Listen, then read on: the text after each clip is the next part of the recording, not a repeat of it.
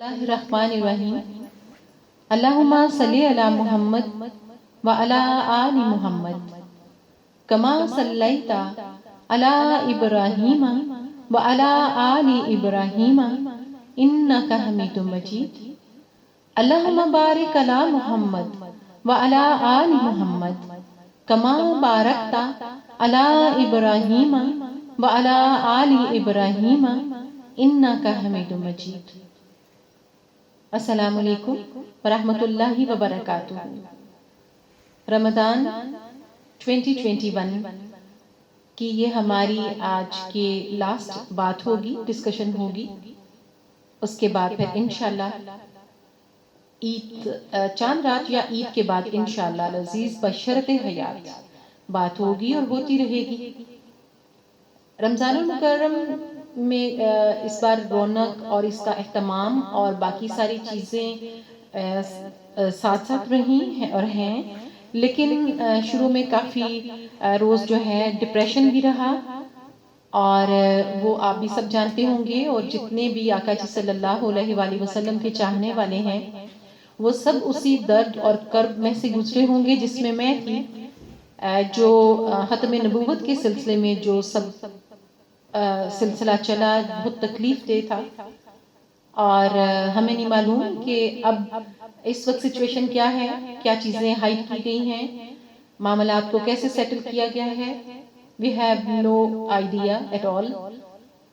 مگر بات یہ ہے کہ میں ذاتی طور پر بہت زیادہ ڈپریشن میں تھی، اس لیے میرا جی نہیں چاہ رہا تھا کوئی بھی چیز کو ڈسکس کرنے کو یا کچھ بھی، جیسے کہ میں پہلے بھی آپ سب سے میں آپ کی شکر گزار بھی ہوں کہ آپ اپنے قیمتی ٹائم میں سے وقت نکال کر میری بات سنتے ہیں، کوئی کلام اگر میں پڑھتی ہوں تو سنتے ہیں۔ بیسیکلی آپ کو معلوم ہے کہ یہ میرا پیشن ہے، جسٹ ایک ڈیوٹی ہے، ایک نوکری ہے، ایک ذمہ داری ہے، جس کو میں لائک بہت اچھے طریقے سے تو نہیں کر پا رہی، لیکن چلیں at the end of the day کم از کم رجسٹر بالکل خالی تو نہیں ہوگا، نہ ہی کنجوسی ہوگی کہ اگر اللہ پاک پروردگار نے کوئی صلاحیت دی یا کوئی سوچ دی تو اس کو اپنے تک محدود نہیں رکھا، اور نہ ہی یہ چینل میں نے انکم کا سورس بنانے کے لیے بنایا ہے، اس لیے مجھے اتنی فکر نہیں ہوتی کہ اس کا ویسے سٹیٹس کیا ہوگا، کہاں رہے گا۔ تو آپ دیکھیے کہ پہلے تو اس لیے دل ہی نہیں مانتا تھا کچھ بولنے کو، کچھ ڈسکس کرنے کو، بہت سیویئر قسم کا ڈپریشن تھا۔ تو ساتھ عبادات بھی تھوڑی بہت چل رہی تھیں، نماز روزہ وہ تو خیر مینس کے روٹین کی بات ہے۔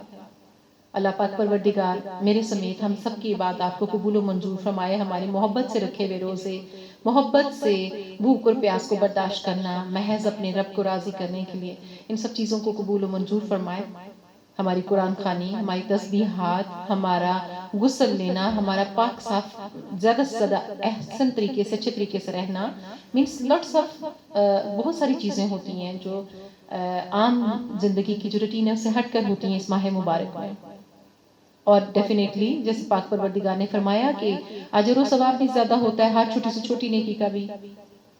اب یہاں بھی صرف 2-3 پوائنٹس آج میں آپ سے ڈسکس کروں گی، اور آقا جی صلی اللہ علیہ وآلہ وسلم کے صدقے میں ہی یہ دنیا چل رہی ہے، ان کا صدقہ ہی ہم کھا رہے ہیں، ان کی جتنے ہمارے اوپر یعنی مسلم امہ جو ہے، جو امت محمدی صلی اللہ علیہ وآلہ وسلم ہے، ہمارے اوپر جتنے ان کے احسانات ہیں، اگر ہم باقی زندگی کی تمام نعمتیں ایک سائڈ پر کر دیں اور محض اللہ پاک پروردگار کا اس ایک بات کے لیے شکر ادا کرتے رہیں، شکرانہ ادا کرتے رہیں کہ اس نے ہمیں اپنے محبوب برحق حضرت محمد مصطفیٰ صلی اللہ علیہ وآلہ وسلم کی امت میں پیدا کیا، تو میں سمجھتی ہوں کہ کئی زندگیاں، ایک زندگی نہیں کئی زندگیاں ناکافی ہیں محض اس ایک انعام، محض اس ایک اعزاز، محض اس ایک کہہ لیں کہ کرم کا شکر ادا کرنے کے لیے کئی زندگیاں ناکافی ہیں۔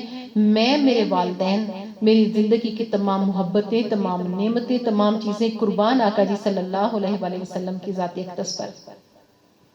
تو اب اس میں ڈپریشن میں سے تھوڑا سا کہہ لیں کہ لائک تھوڑا سا ڈپریشن کی شدت میں سے تھوڑا سا یعنی نکل کر پھر یہ کہ 20واں روزہ ہے ماشاءاللہ سے، میرے سمیت جن لوگوں کی خواہش ہے اعتکاف بیٹھنے کی، اللہ پاک پروردگار ہمیں توفیق عنایت فرمائے بہتر سے بہتر طریقے سے سر انجام دینے کی، اور ایسی سوچ بھی اگر دل میں آتی ہے، دماغ میں آتی ہے، تو یہ بھی میرے پروردگار کا کرم اور احسان ہے.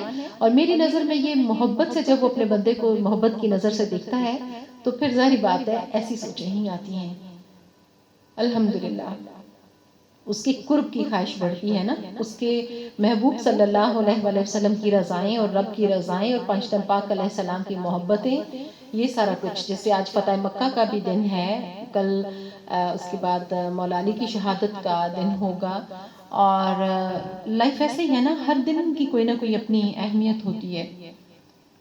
اب جو بیسیکلی جو میں آپ سے ڈسکس کرنا چاہ رہی تھی، ایک دو پوائنٹس، اس میں سب سے پہلی بات یہ ہے، آپ سوچئے گا کیونکہ پھر 10 دن تو ہماری بات نہیں ہوگی، جن سے میرا پرسنل بھی انٹریکشن رہتا ہے وہ بھی نہیں ہوگا.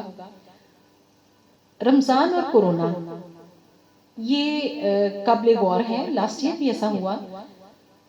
اب آپ دیکھیے کہ ہمارے اوپر یعنی ہم چیزوں پہ ہمیں غور ہم کرتے بھی ہیں اور نہیں بھی کرتے. ہماری کوتاہ بینی ہے، ہماری ناعاقبت اندیشی ہے کہ ہم اپنی مطلب کی چیزوں کو فوکس کرتے ہیں. ہم یہ بھی کہتے ہیں، ہم نمازیں بھی 5 پڑھتے ہیں، ہم روزے بھی رکھتے ہیں، ہم عبادات جو ہمیں لگتا ہے کہ یہ فرائض ہیں ہم وہ کرتے ہیں، مگر من کی میل نہیں دھوتے، مگر غور نہیں کرتے کہ پروردگار نے قرآن پاک میں بھی فرمایا ہے کہ کائنات پر غور کرو، میری قدرتوں پر غور کرو. تو یہ جو اتنا کچھ ہو رہا ہے ہمارے سراؤنڈنگ میں، ہمارے آس پاس، ہم اس پر غور کر رہے ہیں؟ نہیں. I am so sorry to say, بہت کم لوگ ہوں گے جو غور کر رہے ہیں. کیوں؟ یہ میں کیسے یقین سے کہہ رہی ہوں، میں کسی کو الزام نہیں دے رہی. اس کا مطلب یہ ہے کہ اگر ایسا ہوتا تو پھر تبدیلیاں بڑی واضح ہوتی ہیں. اب دیکھیے ہم میں سے ہر کوئی بادل بنے ہوئے دیکھ کر اندازہ لگاتا ہے کہ بارش آنے والی ہے. ٹھیک ہے، مدرس جو ہوتی ہیں گھر میں خواتین، وہ ملازموں کو کہتی ہیں، خود کہتی ہیں، وہ ٹیرس پہ کپڑے ہیں دھلے ہوئے، پورچ میں صحن میں کپڑے ہیں، اتار لو بارش آنے والی ہے. کیا وہ صرف میں دھلے ہوئے کپڑے ہی ہوتے ہیں نا، پر فکر لگی ہوتی ہے کہ بارش آنے والی، کپڑے اتار لو، خراب ہو جائیں گے، دوبارہ دھونے پڑیں گے. رائٹ. ہمیشہ چھوٹے لیول سے مثال دینی چاہیے تاکہ ایزیلی سمجھ میں آتی ہے. اسی طرح آپ دیکھیں کہ تھوڑا سا فضا میں بھی ایسے کوئی ڈسٹ کا فلیور فیل ہو، کوئی ایسے ہمیں محسوس ہو کہ سانس میں کوئی تھوڑا سا ریت مٹی کی ایسی فیلنگ آ رہی ہے ہوا میں، تو ہم کہتے ہیں لگتا ہے کہ آندھی آنے والی ہے، کھڑکیاں دروازے بند کر لو جلدی سے. ہم بچوں کی دوڑیں لگوا دیتے ہیں، ملازموں کی دوڑیں لگوا دیتے ہیں، ہم خود بھاگنے لگ جاتی ہیں، یہ ونڈو بند کرو، یہ ڈور بند کرو، یہ بند کرو، آندھی آ جائے گی، ڈسٹ آ جائے گی گھر میں. وہ گھر جو کبھی بھی ہم نے چھوڑ جانا ہے، گھر ویسے ہی بستے رہتے ہیں، سارا سامان ویسے ہی پڑا ہوتا ہے، فرنیچر ویسے ہی چمک رہا ہوتا ہے، ڈیکوریشن پیسز وہیں ہوتے ہیں، کارٹنز وہیں ہوتے ہیں، each and every thing was there, ہر چیز وہیں پہ ہوتی ہے. کیا نہیں ہوتا؟ ہم میں سے کوئی نہیں ہوتا. ہم اپنے ہاتھوں سے چیزوں کو سجا سنوار کے تو پھر چھوڑ کے چلے جاتے ہیں.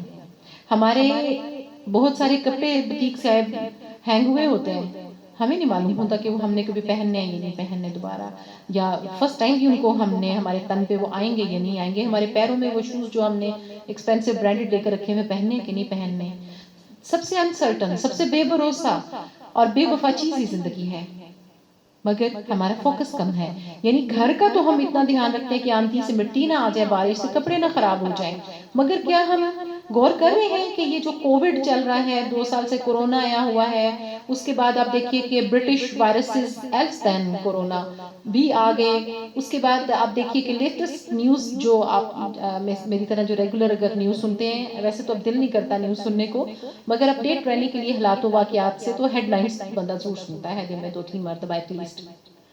تو آپ دیکھیے کہ اب افریقن اور برازیلین وائرسز آ گئے ہیں، جن کے بارے میں میڈیکل فیلڈ کے ماہرین کہہ رہے ہیں کہ کوئی ویکسین بھی نہیں ان کو روک سکتی. اوکے، اب یہ کیا ہے؟ کیا ہم غور کر رہے ہیں؟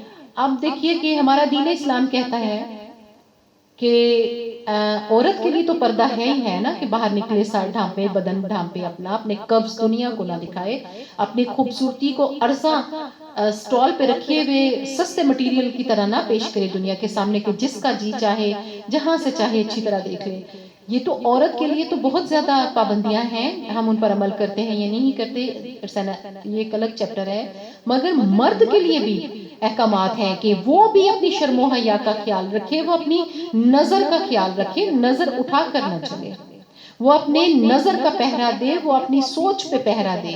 مرد کی حرمت بھی عورت کی حرمت کی طرح ہی ہے، مگر ہماری سوسائٹی میں، ہماری منافق سوسائٹی میں سمجھا جاتا ہے کہ محض سارے رولز اینڈ ریگولیشنز عورت کے لیے ہیں، مرد کو تو آزاد ہے، مرد تو جو مرضی کرتا پھرے۔ کیوں وہ اس طرح کی آزادی کس نے اس کو دی ہے کہ وہ بے مہار جانور کی طرح؟ I'm so sorry to say، مردوں میں میرے والد، میرے بھائی، میرے شوہر، میرے بیٹے بڑے ہوں گے، یہ بھی ماشاءاللہ سب یہ مردوں میں آتے ہیں، لیکن اس سے کیا فرق پڑتا ہے؟ عورت سب کے گھروں میں عورت ہے، کہیں ماں ہے، کہیں بہن ہے، کہیں بیٹی ہے۔ مرد بھی سب کے گھروں میں مرد ہے، کہیں باپ ہے، کہیں شوہر ہے، کہیں بیٹا ہے، کہیں بھائی ہے۔ مگر قرآن کیا فرماتا ہے، میرا رب کیا فرماتا ہے، ہمارے آقا جی صلی اللہ علیہ وآلہ وسلم ہادی برحق ہمارے وہ کیا فرماتے ہیں؟ کیا ہر جگہوں پر یہ نہیں فرمایا گیا کہ مرد اپنی نظر کی حفاظت کرے، اپنے نفس کی، اپنی سوچ کی حفاظت کرے؟ اسی طرح عورت کے لیے تو زیادہ پابندیاں ہیں، اس کو پردے میں باہر نکلنے کا حکم ہے، مگر آج عورت سمجھتی ہے کہ بے پردہ ہو کر وہ ایک خوبصورتی کے کمپٹیشن میں آ جاتی ہے، بلکہ ونر ہی بن جاتی ہے بیچاری۔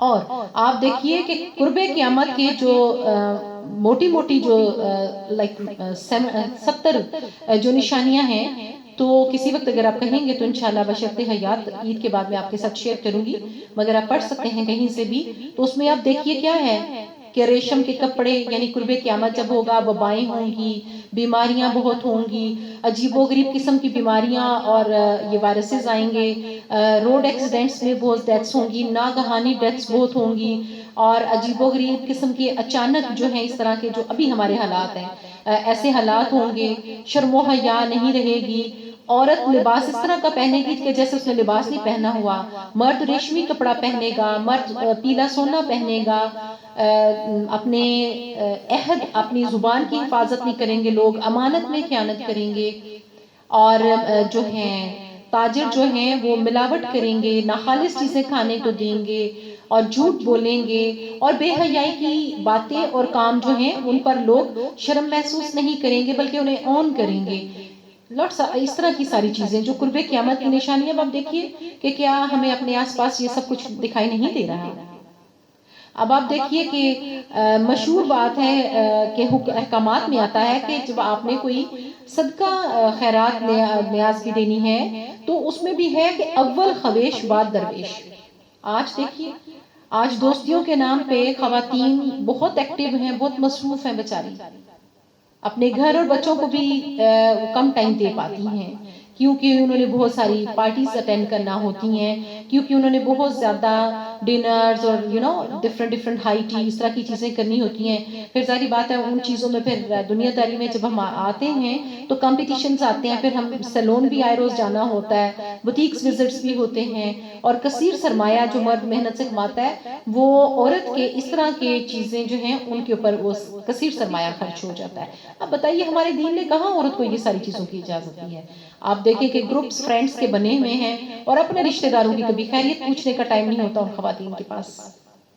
یہ کون سا دین ہے؟ یہ کون سا مینس آپ دیکھیے کہ ہمیں موت اپنے سامنے نظر آ رہی ہے، ہماری آنکھوں کے سامنے لوگ مر رہے ہیں اور درخت کے کمزور پیلے پتوں کی طرح گر رہے ہیں، اور ہم دیکھ رہے ہیں، محض دیکھ رہے ہیں۔ کیوں کہ ہمارا خیال ہے کہ مرنا تو انہی کو تھا جو مر گئے، ہم نے تھوڑا ہی مرنا ہے، نعوذ باللہ۔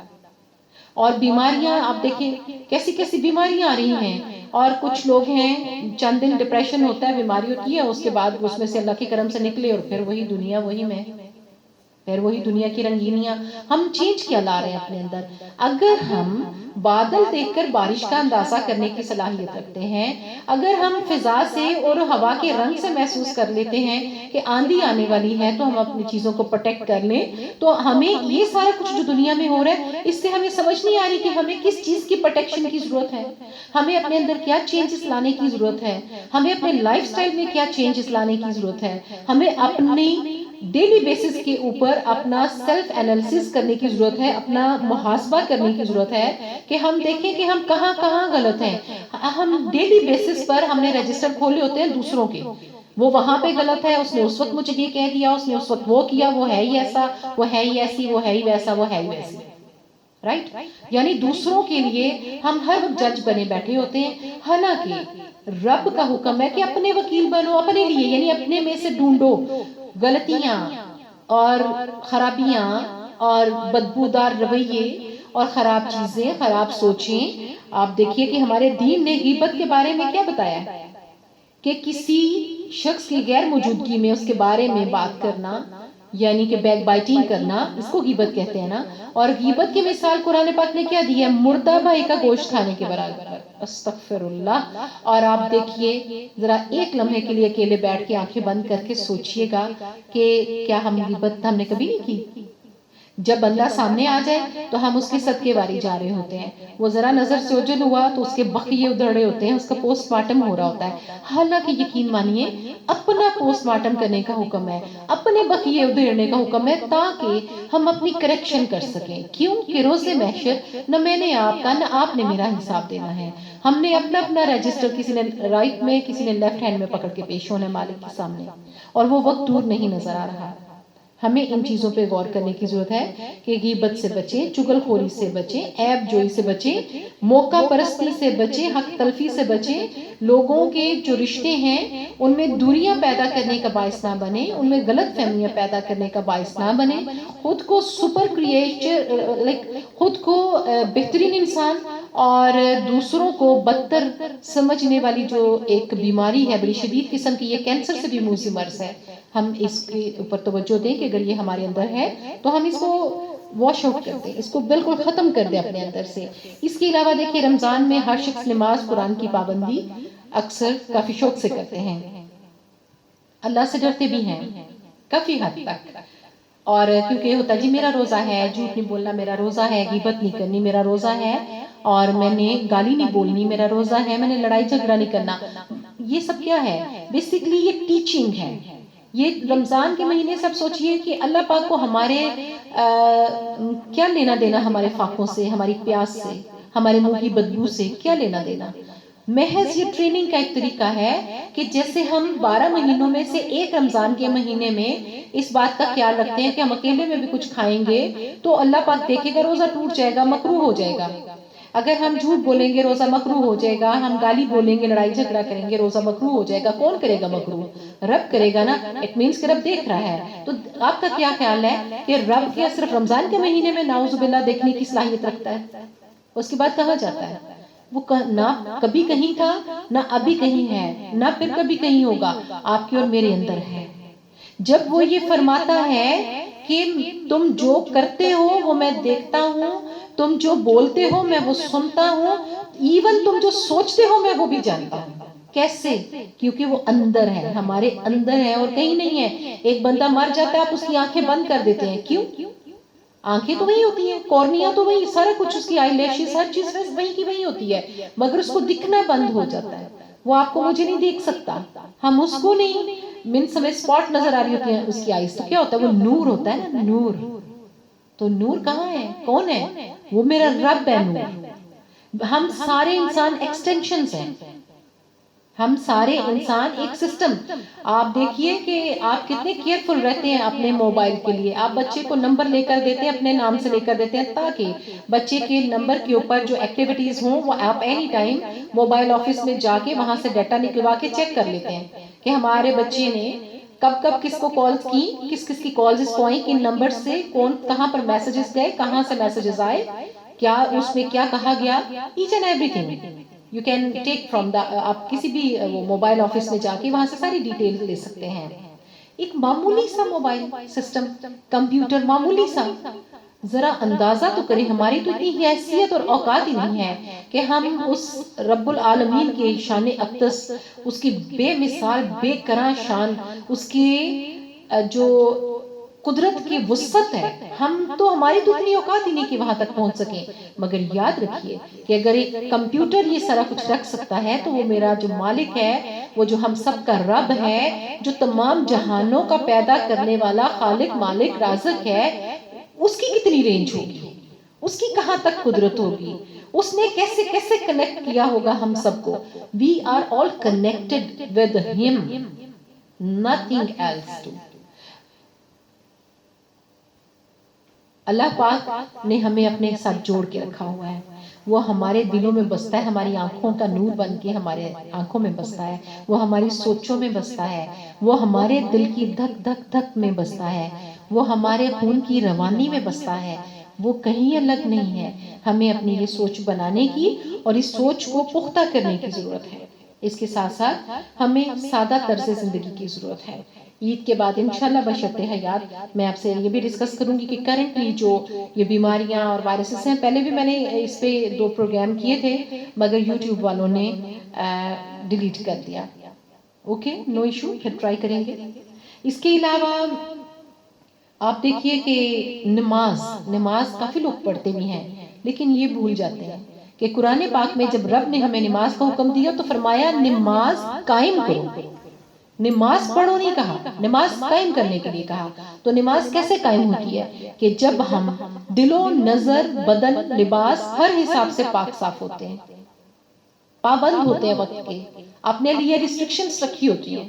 میں نے نماز پڑھنی ہے، میں نے یہ نہیں کرنا، میں نے اس وقت پڑھنی ہے، میں نے وضو میں رہنا ہے، میں نے وضو کا خیال رکھنا ہے۔ ٹھیک ہے، یہ بھی ایک الگ سے ڈیٹیل ہے، اس پہ بھی پھر انشاءاللہ بات کریں گے بھی، کیونکہ تھوڑا سا میرے پاس ٹائم ہے تو موٹی موٹی چیزیں میں نے کہا میں شیئر کر لوں آپ کے ساتھ، لائف کا تو نہیں معلوم ہوتا نا، تو ایسا نہ ہو کہ یہ اتنی زیادہ ضروری باتیں جو ہیں چھوٹی چھوٹی یہ رہ جائیں، تو ان کا ہم سب کو خیال رکھنے کی ضرورت ہے۔ اور the most important thing کہ آپ دیکھیے کہ ایک نا ہمارے ہاں یہ بھی ایک ایونٹ بن گیا ہوا ہے کہ شب برات آ جائے یا یہ شب قدر جو رمضان المبارک میں آتی ہیں تو یہ سیلاب آ جاتا ہے معافیوں کے میسیجز کا کہ کوئی غلطی ہوئی ہو، بڑے بڑے اٹریکٹیو میسیجز بنے ہوتے ہیں اور وہ آپ کو بھی آتے ہوں گے، مجھے بھی آتے ہیں، بٹ یہ کیا ہے؟ یعنی کہ ہم نے جو ہمارے فرائض ہیں ان کو بھی ہم نے ایونٹس کا رنگ دے دیا ہے، جبکہ معافی یا توبہ کا مطلب یہی ہے کہ انسان سے اگر کوئی غلطی سرزد ہو جاتی ہے تو وہ سچے دل سے اس کو تسلیم کرے، اس کے معافی مانگے اللہ پاک پروردگار سے بھی اور اس انسان سے بھی جس کے حق میں ہوئی ہو وہ غلطی، تو پھر وہ معاف فرماتا ہے۔ اور remember never to forget it کہ اللہ پاک نے اپنے حقوق سے اوپر انسانوں کے آپس کے معاملات جو ہیں، مابین جو ان کے معاملات ہیں وہ رکھے ہیں۔ حقوق العباد، حقوق العباد کی پوچھ زیادہ ہے، اور مالک نے تو دیکھیے فرمایا ہے نا کہ حقوق اللہ جو ہیں اس میں اپنے معاملات دیکھوں گا، میں بے نیاز ہوں، میں چاہوں تو معاف بھی کر دوں اور چاہوں تو نہ کروں۔ لیکن حقوق العباد جو تم لوگوں کے ایک دوسرے کے ساتھ معاملات ہیں، جو حقوق ہیں، اگر کسی نے کسی کے حق میں کچھ غلط کیا ہے تو جب تک وہ خود معاف نہیں کرے گا میرے سے معافی کی امید مت رکھنا۔ تو ہمیں معافی کو، توبہ کو ایک رسم نہیں بنانا، ایک ایونٹ نہیں بنانا، ایک عجیب سی کوئی اسٹرینج سی چیز ہے وہ نہیں بنانا، بلکہ سچے دل سے اور کھلے دل سے ایک دوسرے سے سوری کرنا چاہیے اور اپنے معاملات کو دیکھنا چاہیے کہ ہم نے کہاں کسی کے ساتھ غلط کیا، ہم نے کہاں کسی کا ناحق دل دکھایا، ہم نے کہاں کسی کے حق میں کچھ ایسی باتیں کر دی کہ اپنوں کو اپنے سے جدا کر دیا، اپنوں کو اپنوں سے دور کر دیا، محض اپنی ذاتی مفاد پرستی، اپنی ذاتی انا اور تسکین کی خاطر۔ آپ دیکھیے ہم مٹی ہیں، ہم نے مٹی میں جا ملنا ہے، ہمیں ان چیزوں کی بہت ضرورت ہے۔ تزکیہ نفس ہمارے دین کی اصل جو ایک چیز ہے، جو تعلیم ہے، اور بحیثیت انسان ہمارے لیے زندگی، موت، رزق، ہر چیز سے زیادہ جو امپورٹنٹ ہے وہ ہے تزکیہ نفس۔ ہم اپنے نفس کی پاکیزگی، بالیدگی اور اس کی روشنی کا اہتمام کریں، اس کے لیے کوشش کریں۔ اور آخر میں میری دعا ہے کہ پاک پروردگار ہم سب کو اپنے حفظ و امان میں رکھے، ہمیں بیماریوں، تکلیفوں، پریشانیوں، رزق کی تنگی، مال کی تنگی، کسی قسم کی اس طرح کی پریشانی میں نہ مبتلا کرے، ہمارے رزق میں برکتیں عنایت فرمائے، اگر کسی کے اوپر قرض کا بوجھ ہے تو وہ بھی اتارے، کسی کے بچے شادیوں کے لیے ہیں منتظر، اچھے رشتوں کے لیے، تو اللہ پاک پروردگار غیب سے ان کے لیے ان کی مدد فرمائے، کیونکہ پیرنٹس کے لیے بہت پینفل ہوتا ہے۔ اسی طرح ہی جن کو اللہ پاک نے اولاد سے نوازا ہوا ہے انہیں نیک اور لائک کرے اور اپنے والدین کے دلوں کی راحت بننے کی توفیق دے، اور جن کے پاس اولاد نہیں ہے میرا مالک پنجتن پاک علیہ السلام کے صدقے ان کی جھولیاں بھر دے اور ان کو صحت مند، مکمل، نیک صالح اولاد سے نواز دے۔ اور اس کے ساتھ ساتھ جس کی بھی زندگی میں جس بھی چیز کی کمی ہے اور وہ خواہش مند ہے، اللہ پاک پروردگار ہر جائز مراد سب کی پوری کرے۔ اور ہمیں ایک دوسرے کے لیے آسانیاں فراہم کرنے والا بنائے۔ جن کے والدین حیات ہیں پاک پروردگار انہیں صحت و تندرستی والی طویل عمر عطا فرمائے اور اولاد کو ان کی خدمت کی توفیق عطا فرمائے، اور میرے سمیت جن کے والدین اس جہان فانی سے کوچ کر گئے، پاک پروردگار اپنے پیاروں کے صدقے ان کی مغفرت فرمائے اور ان کو جنت الفردوس میں اعلیٰ مقام عطا فرمائے، اور پیچھے میرے سمیت جو اولادیں ہیں ان والدین کی انہیں ان کے لیے صدقہ جاریہ بننے کی توفیق عنایت فرمائے۔ وما علینا الا البلاغ المبین۔ فی امان اللہ۔